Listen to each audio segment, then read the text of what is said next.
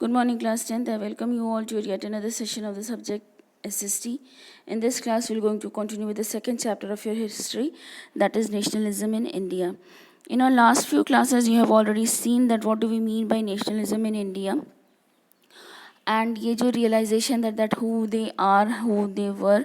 So ये जो realization था इंडिया में, ये basically आया आपके ब्रिटिश जो colonialism हमारे यहाँ आया, उसके बाद ही इंडियंस में जो इंडियननेस की फीलिंग थी वो जनरेट होने लगी.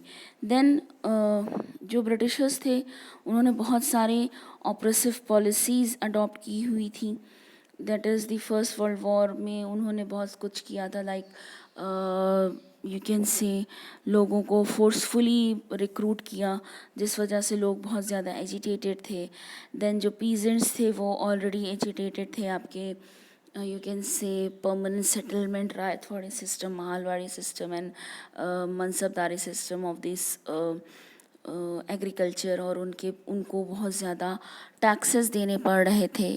और उनके जब किसी भी तरह का कोई ड्राउट या किसी भी तरह की सिचुएशन आती थी और उनके एग्रीकल्चर पर ज़्यादा इफ़ेक्ट पड़ता था, तो भी उनको अपना जो टैक्स था वो फॉरगो किए जाने की कोई फैसिलिटी नहीं दी जाती थी. And they were started becoming the beggar मतलब आपके जो लैंड पर वो बिना किसी वेज के यू कैन से अपना लेबर देने लगे थे. देन उसके बाद आपका फर्स्ट वर्ल्ड वॉर में ब्रिटिशर्स ने ज़बरदस्ती लोगों से सर्विस लेनी शुरू कर दी थी आर्मी की, और उनको ओवरसीज़ भेजा जाने लगा था. ओवरसीज़ भेजने की वजह से उस टाइम पर लोगों का बिलीफ होता था कि उनका रिलीजन डिज़ोल्व हो जाएगा, तो उन्होंने इसके अगेंस्ट बहुत ज़्यादा रिवोल्ट किया.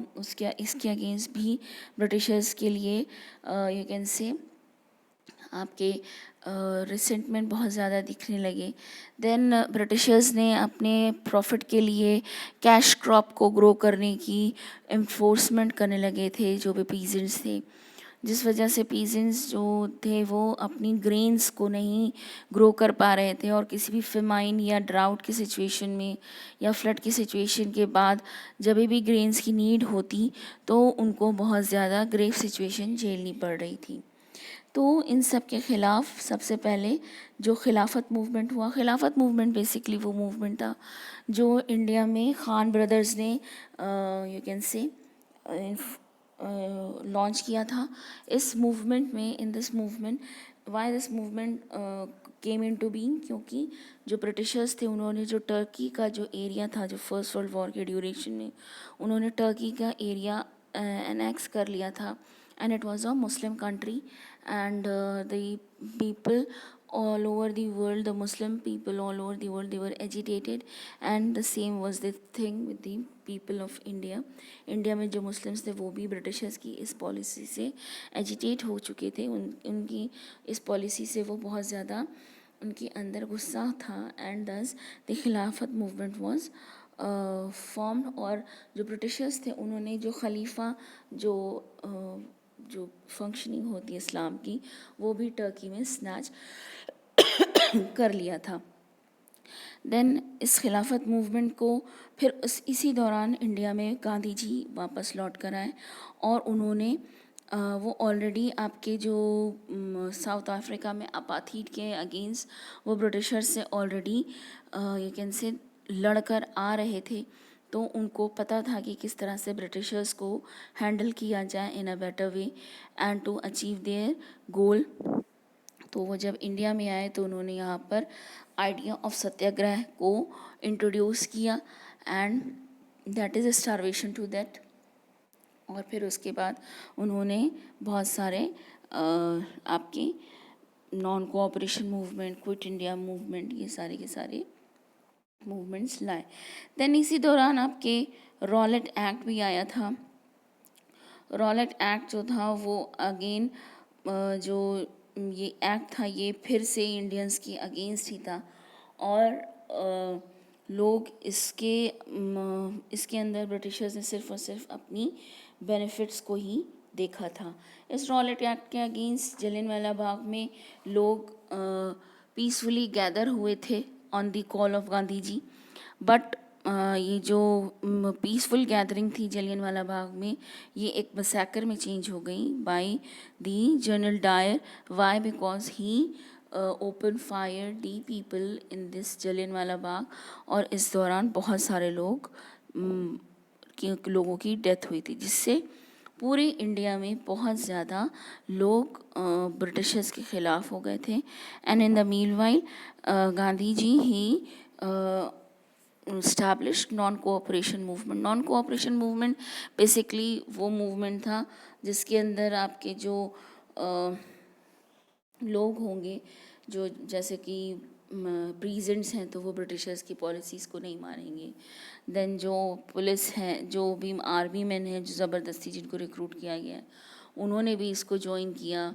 देन लेटर ऑन जो बड़े बड़े लीडर्स थे कांग्रेस के, उन्होंने भी इसमें साथ दिया, इवन दो कांग्रेस बहुत विलिंग नहीं थी इस मूवमेंट के। क्योंकि लेजिस्लेटिव इलेक्शंस होने वाले थे, और उस टाइम पर जो आपके ब्रिटिश एरा में जो कांग्रेस थी वो लेड की जाती थी आपके लिबरल्स से, और लिबरल्स का ये मानना था कि हम ब्रिटिशर्स से तभी जीत सकते हैं जब हम उनसे डिबेट्स और पार्लियामेंट के थ्रू उन तक पहुँचें। तो यहाँ पर जो ये आपका नॉन कोऑपरेशन मूवमेंट था, अगेन ये डिफरेंट लोगों के लिए डिफरेंट मीनिंग रखता था, डिफरेंट यू कैन से इसकी इम्पोर्टेंस थी। हर इंसान अपने हिसाब से इस नॉन कोऑपरेशन मूवमेंट को देख रहा था। शहरों में लोग जो गवर्नमेंट ऑफिसेस थे उनको बॉयकॉट कर रहे थे, तो वहीं पर कंट्री साइड में जो पीजेंट्स थे वो बॉयकॉट कर रहे थे आपके ब्रिटिशर्स की ऑपरेसिव पॉलिसीज़ को। बट धीरे धीरे ये जो मूवमेंट था नॉन कोऑपरेशन मूवमेंट, ये गांधी जी ने बेसिकली लॉन्च किया था as a non violent movement. But ये जो क्या हुआ कि ये एक वायलेंट मूवमेंट में चेंज हो गया जब एक बहुत बड़ा यू कैन से मैसेकर हुआ चौरी चौरा में, और यहाँ पर जो डेमोन्स्ट्रेशन था बाज़ार में, it was being turned into violent clash with the police and thus Mahatma Gandhi. और इस दौरान in this clash of Chauri Chaura there were many people who were burned to death, who died, and thus Gandhi ji called off this non-cooperation movement. Then later on again Gandhi ji ने एक नया movement start किया था, that is the civil disobedience movement. जो civil disobedience movement मतलब जो civilians हैं वो गवर्नमेंट की को डिसोबे करेंगे, जिसको उन्होंने स्टार्ट किया था विद द डांडी मार्च। उन्होंने स्टार्ट किया था अपने आश्रम से आपके डांडी तक इन 26 जनवरी 1930 को उन्होंने जा कर के ये जो डांडी मार्च था, इसमें उन्होंने क्या किया था कि सॉल्ट की जो खेती होती थी, सॉल्ट फार्मिंग, वहाँ पर Britishers have impose the restrictions on the salt farmers that they can not they cannot produce the salt on their own जब तक उनको ब्रिटिशर्स से परमिशन नहीं मिल जाती। टू दिस गांधी जी ने इसको डिसोबे किया और उन्होंने जा कर के डांडी में यू कैन से वहाँ पर बनाया नमक, एंड दस उन्होंने सिविल डिसोबीडियंस मूवमेंट को ऑफिशियली स्टार्ट कर दिया। यहाँ पर 6 अप्रैल को he reach Dandi and he started the civil disobedience movement. ये सिविल डिसोबीडियंस मूवमेंट आप देख सकते हो कि यहाँ पर जो बहुत सारे ऐसे लोग थे, जैसे पीजेंट्स थे, इंडस्ट्रियलिस्ट थे, वर्कर्स थे, वुमेंस थी, ये सारे के सारे लोग आपके इस जो मूवमेंट था सिविल डिसोबीडियंस मूवमेंट, इसमें अपने अपने अकॉर्डिंग यहाँ पर पार्टिसिपेट कर रहे थे। बट यहाँ पर कुछ ऐसे भी क्लासेस थे जो इस पार्टिसिपेशन से बाहर थे, like for example the Muslims and the SC/STs। उनको लग रहा था कि कांग्रेस जो है वो उनके फ़ायदे का काम नहीं कर रही है, तो इसलिए उन्होंने इस मूवमेंट से अपने आप को दूर रखा हुआ था। देन इस चीज़ को गांधी जी ने जब फील किया कि without the gelling up all the people of the country आपका सिविल डिसोबीडियंस मूवमेंट या ब्रिटिशर्स को इंडिया से बाहर तब तक नहीं भेजा जा सकता, तब तक यहाँ से उनको भगाया नहीं जा सकता जब तक कि हम सब एक साथ नहीं आ जाते। तो उन्होंने एक सेंस ऑफ कलेक्टिविटी या बिलोंगिंग को जनरेट करने का सोचा। इस सेंस ऑफ कलेक्टिविटी और बिलोंगिंग को जनरेट करने के लिए बहुत सारे स्टेप्स उठाए गए, जैसे for example the local language of the people वो रिवाइव की गई, the local education system was revived, and यहाँ पर जो इंडियंस की जो पुरानी लेगेसी थी, the old legacy of India, the goodness of India, the achievements of Indian people before the colonial period, it was all being highlighted। और इस दौरान लोगों को बताया गया कि how you can say great is the Indian culture without the presence of Britishers as well। क्यों? क्योंकि ब्रिटिशर्स इंडियंस को बैकवर्ड बोलते थे। वो कहते थे कि हम पुरानी एजुकेशन सिस्टम को फॉलो करते हैं, हमारे यहाँ जो सोसाइटी है वो एंशियंट सोसाइटी है। बट ऐसा हमारे जो कंट्री में जब सेंस ऑफ बिलोंगिंगनेस को डेवलप किया जाने लगा तो इसी एंशियंट इंडियन वैल्यूज़ को ही रिवाइव किया जाने लगा। Then later on to revive this, to make this feeling of collective belonging, एक बहुत इम्पॉर्टेंट काम किया गया कि जैसे फॉर एग्जांपल आपने लिबर्टी, जब आपने जब नेशनलिज्म इन यूरोप पढ़ा था तो वहाँ पर फीमेल एक लेडी थी which was carrying the torch in one of her hand, और इसको लिबर्टी का सिंबल बना करके इसके अराउंड ही सारा का सारा आपका नेशनलिज्म इन यूरोप का जो था वो सारा का सारा डेवलपमेंट हुआ था। सिमिलरली इंडिया में भी ऐसा ही हुआ।